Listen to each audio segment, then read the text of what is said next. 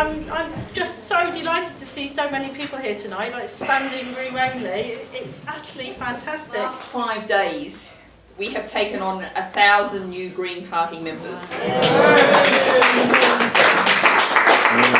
And that last 1,000 took us 5 days, the previous 1,000 took 10 days. So if there's any mathematicians out there, somewhere in about 2 weeks' time it's going to get really out of control. And standing for Parliament. But the reason why I'm doing that is because I love this place. I love Stroud, this place. It's done so much for me, and I owe it. Really, really big time. I owe it. And I love the people in it. And we think about that, the state of our economy now, it simply isn't meeting people's needs. This, the world's 6th richest economy, 1 million people had to rely on food banks to feed themselves last year. Nearly 20% of workers are on less than a living wage. The economy isn't working. Society isn't working because people really have no confidence in the future. That enough is enough. I'm an ordinary bloke, but enough is enough. That's why I'm standing here. It's not just about protesting, is it really? You've got to be part of the change, and in some cases you've got to step up and lead the change. Because it's so obvious to me that there is a better, smarter and greener way. My values, well, what they won't allow me to do is stand by and watch anymore. They won't allow me to stand by and watch how life is becoming so intolerable day by day for so many members of our society. And I can't stand by and watch our country being hijacked by fundamentalists, market fundamentalists.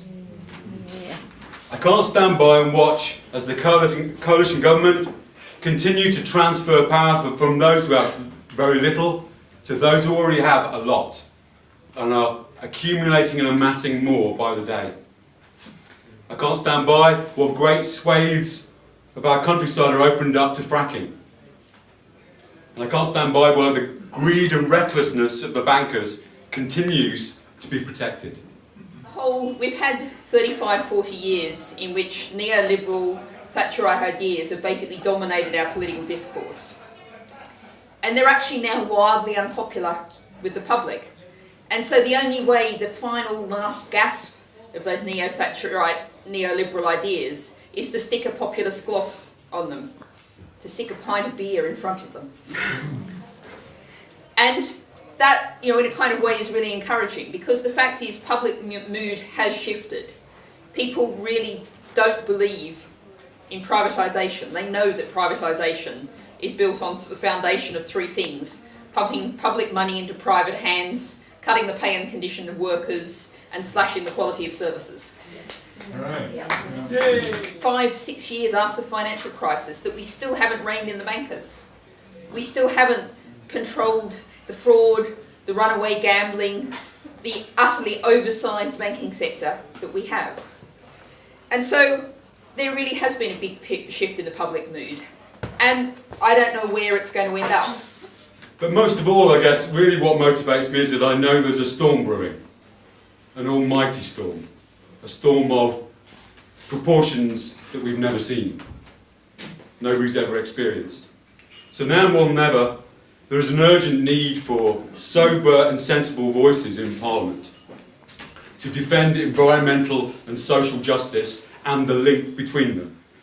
And the reality is that only the Green Party has the understanding, the vision and a plan to act on this incontestable fact.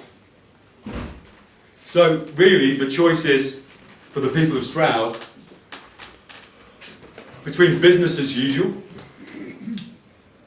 Well, there are 3 parties and they're kind of indistinguishable, so I won't even list them in reality. But what we do know is a vote for business as usual, and you'll get the same as usual. Whoever is in Downing Street, whoever's there. The other alternative is an old, and to my mind, thoroughly discredited business, but with a new face.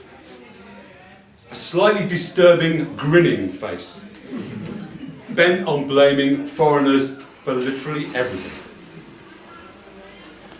Or an honest and authentic voice for real change for the common good. In Parliament, the Green Party. I think it's probably the start of the real takeoff in membership growth. It was when we came out and said the minimum wage should be £10 an hour by 2020. There was a survey done on this a few months back, and 76% of the British public agree with the statement, if you work full-time you should earn enough money to live on. And yet, we're the only party with that policy. Bring the railways back into public hands. There's another issue that I spend a lot of my time, and that's our NHS, which is being privatised, sold off, handed over to the failed American multinational health companies at a frighteningly fast rate. And we say in the Green Party very simply that the profit motive has no place in healthcare. We say there is an alternative. We can have a society that works for the common good and in which we all live within the limits of this one planet that's the only planet we've got. There is a better, smarter, greener way. It's not radical to say that. It's common sense. Don't let anybody else tell you otherwise. We have to rebuild this society on an entirely different post-Thatcherite model. The Green Party's setting this out. It's a big task, but there's now 22,000 of us plus around about 8,000 Scots. We're getting bigger by the day. We've got in places like Stroud, we've got a foundation that's been built up over decades. We're not a protest vote. We want to change things, we want to run things. Let's create a green Britain. Thank you.